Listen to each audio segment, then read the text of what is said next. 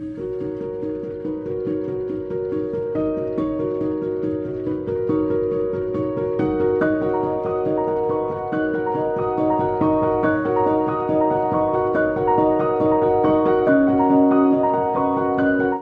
ગુરુ ઉપદેશમાં હું તમને ફરી એકવાર સ્વાગતમ કરું છું.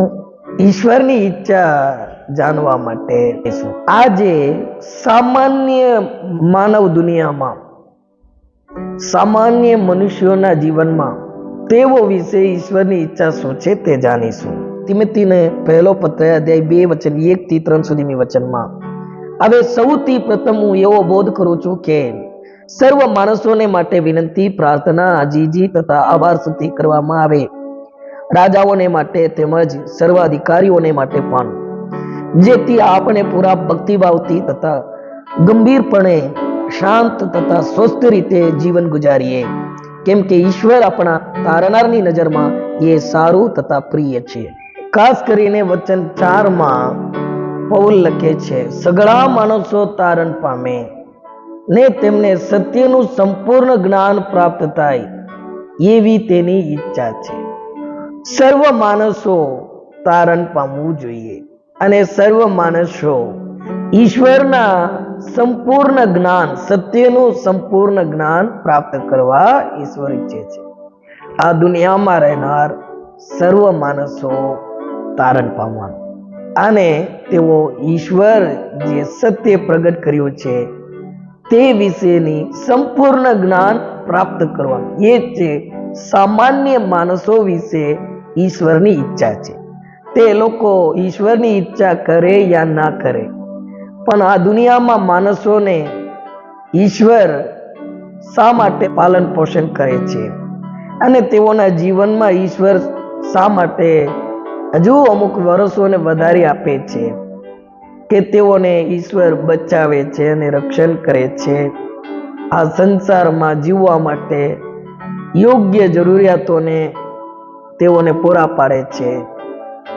એટલા માટે છે તેઓ તારણ પામવાની કે ઈશ્વરનું સત્યનું જ્ઞાન તેઓને પ્રગટ થાય અને તેઓ તેનો અંગીકાર કરે, એવી જ ઈચ્છાઓથી તેઓને રાખ્યા છે. અહીં પ્રેરિતોના કૃત્યો 17મો અધ્યાય વચન 30 થી 31 સુધીની વચનમાં લખ્યું છે, એ અજ્ઞાનપણાના સમયો પ્રત્યે ઈશ્વરે ચલાવી લીધું કરો, પણ હવે સર્વ સ્થળે સર્વ માણસોને પસ્તાવો કરવાની તે આજ્ઞા કરે છે, કેમ કે તેમને એક દિવસ નિર્માણ કર્યો છે કે જે દિવસે તે પોતાના નિમેલા માણસ દ્વારા એટલે પ્રભુ ઈસુ દ્વારા જગતનો અદલ ઇન્સાફ કરશે, જે વિશે તેમને મુયેલામાંથી પાછા ઉતારીને સર્વને ખાતરી કરી આપી છે. તો ઈશ્વર અત્યારે સગળા પાપીઓને, સગળા માણસોને તે મન પરિવર્તન થાય, પસ્તાવો કરે અને ઈશ્વર પાસે આવે, જે સર્વ ન્યાયોને અદલ ઇન્સાફ દેનાર, કોઈ એમના હાથેથી બચી શકતા નથી. માટે તેઓ ઈશ્વરની કૃપાને પ્રાપ્ત કરવા માટે મન પસ્તાવો કરે. પસ્તાવાનો પહેલા છે તે પાપ કરવાનું છોડી દેવાનું. એ પસ્તાવ્યા છે, તેનામાં મન પરિવર્તન આવ્યું છે. ક્યાંથી આપણે ખબર પડે? તે પાપ કરવાનું મૂકી દે, ના પાપ કરે, ના અન્યાય કરે. નીતિ વચન 14મો અધ્યાય વચન 34 લખ્યા પ્રમાણે, સદાચારથી પ્રજા ચડતી થાય છે, પણ પાપ હર કોઈ પ્રજાને લાંછન રૂપ છે. તેનો મતલબ જે કોઈ પાપ કરે છે તે તેને નુકસાન જ પહોંચાડે. જે પાપ કરે છે તેનું જીવન રોજ રોજ તે નાશ થતા જાય છે.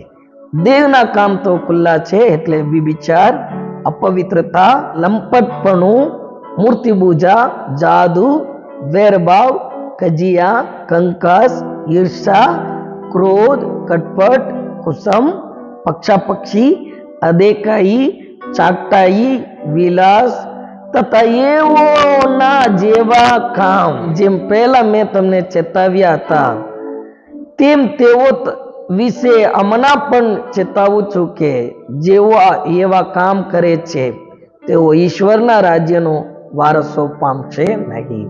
આવા કામ કરીને પણ સ્વર્ગમાં મને લઈ લેજો પ્રભુ એમ તમે માંગવાનું નહીં.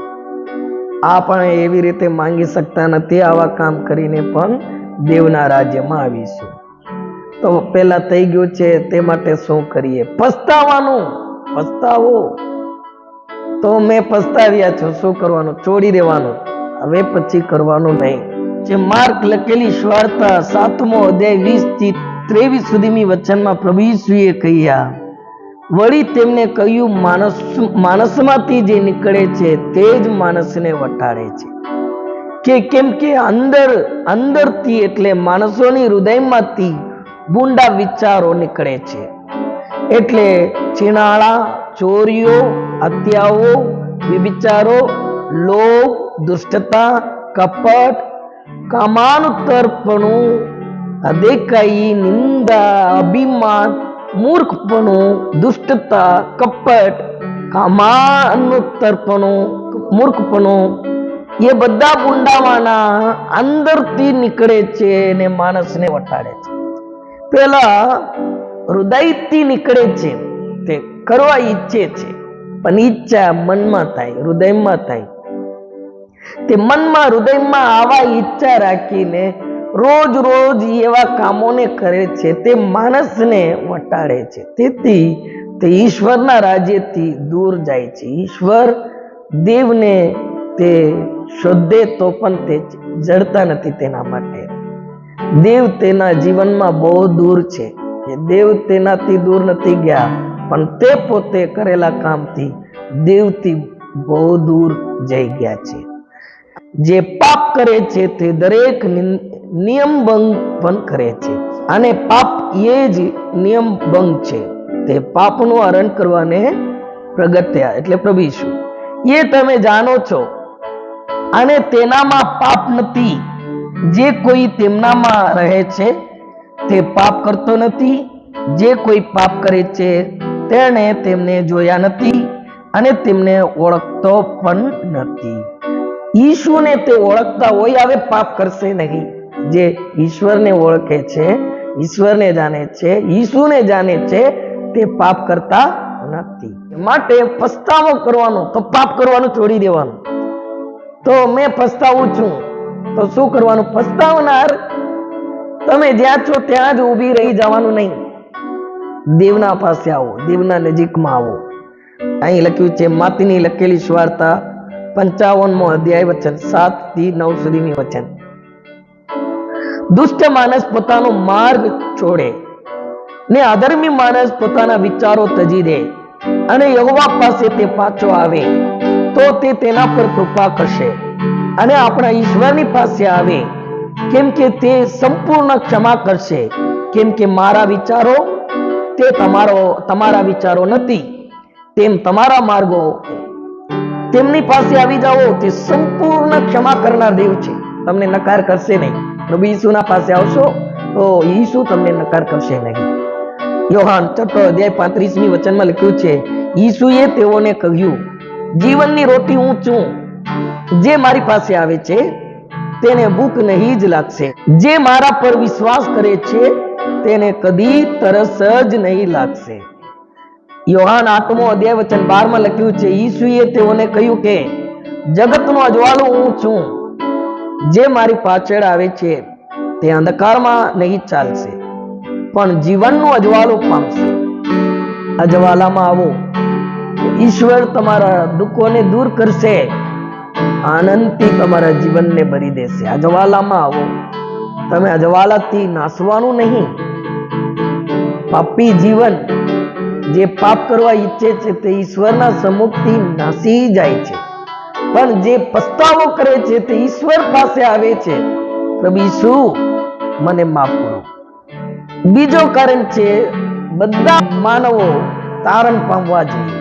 તારણ એટલે સુરક્ષા. તે દેવના રાજ્યની યોગ્ય બની જાય. મને શું લાભ છે? હું શું કામ પસ્તાવો થવું જોઈએ? પ્રભુ ઈસુના પાસે શું કામ આવું છું? એટલા માટે તમે પસ્તાવો થાવો છો.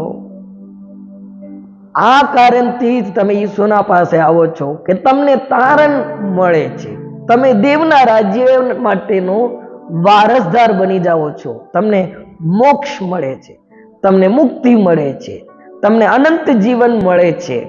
અહીં લખ્યું છે તિમોથીનો પહેલો પત્ર એમાં અધ્યાય 2:5-6 સુધીની વચન, કેમ કે ઈશ્વર એક જ છે અને ઈશ્વર તથા માણસોની વચ્ચે એક જ મધ્યસ્થ પણ છે, એટલે ક્રિસ્ત ઈસુ પોતે માણસ, જેમને સર્વ માણસોના ઉદ્ધારને માટે પોતાના સ્વાર્પણ કર્યું, એમની સાક્ષી નિર્માણ થયેલા સમયે આપવામાં આવી હતી.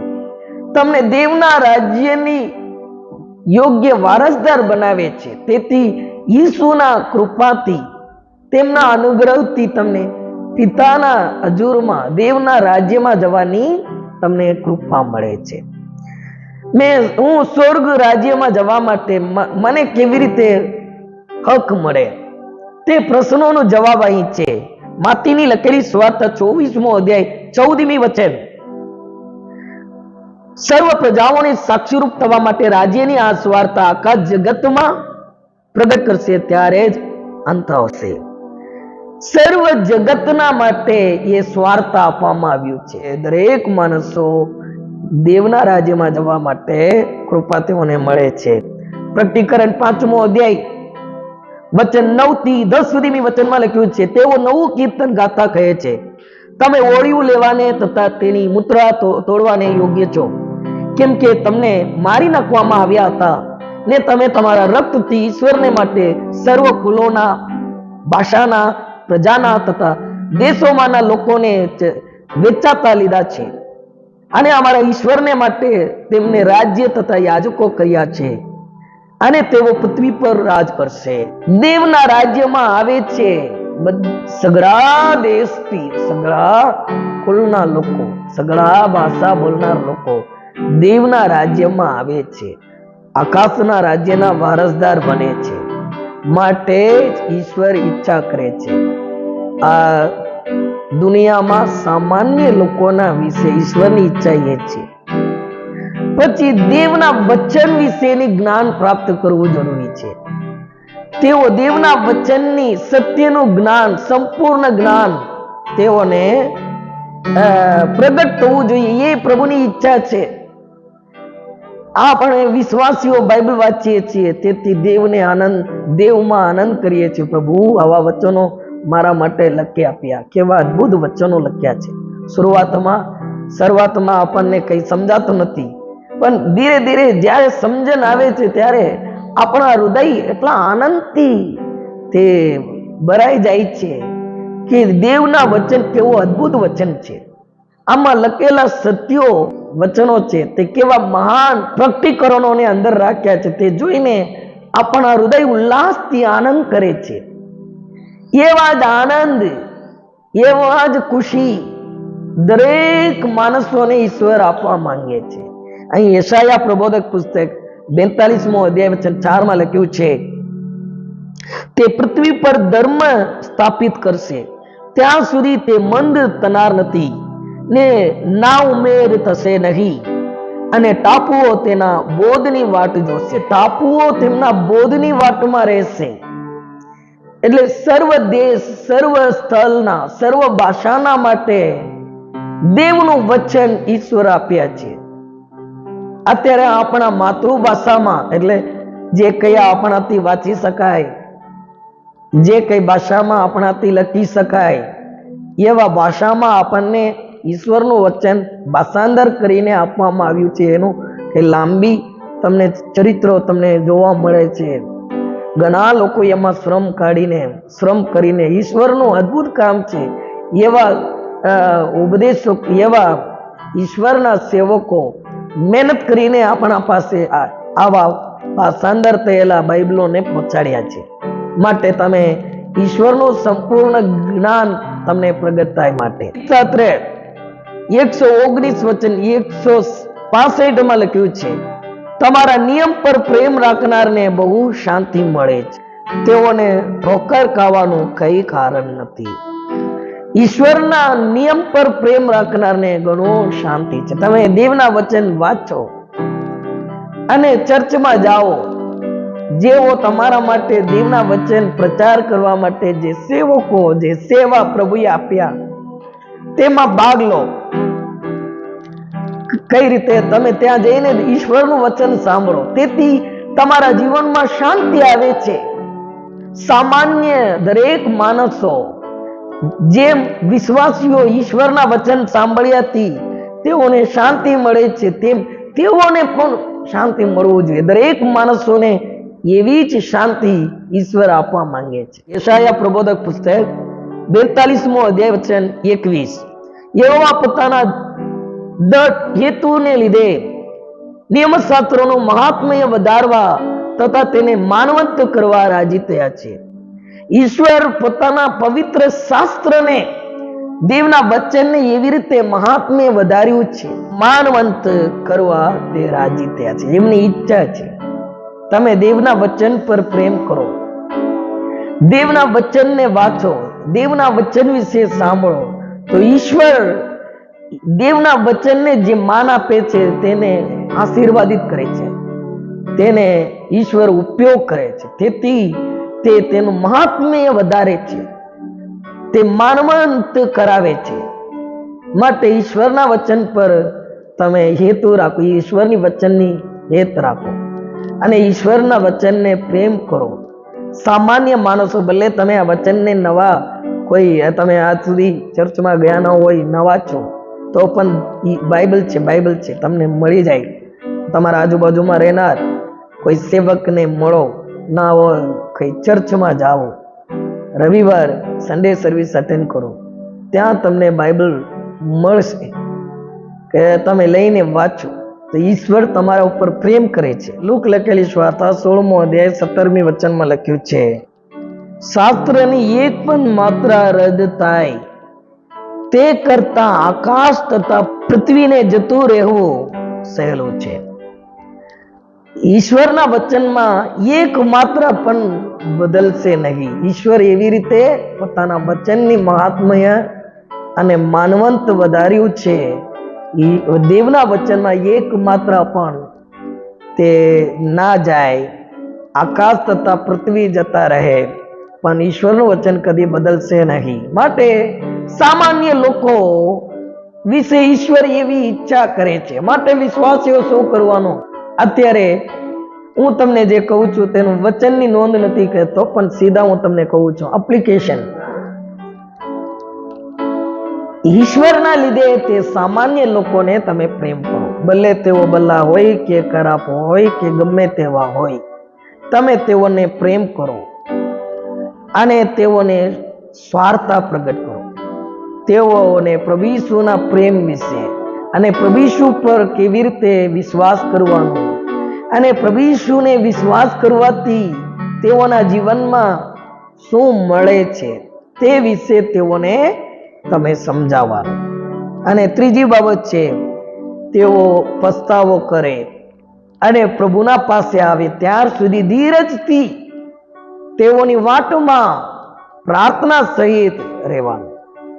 પ્રાર્થના કરતા જ રહેવાનું, વિનંતી કરતા જ રહેવાનું, કરીને તેઓ પસ્તાવો થાય અને દેવના સન્મુખમાં આવે ત્યાર સુધી તમે ધીરજથી પ્રાર્થના કરવાની જરૂરી છે. સામાન્ય લોકોના વિશે તમે જાણવાનું શું? પૌલ પ્રેરિત કહે છે, બધા વિશ્વાસી નથી અહીં, ખરાબ માણસો પણ જગતમાં છે. માટે આપણે શું કરવાનું?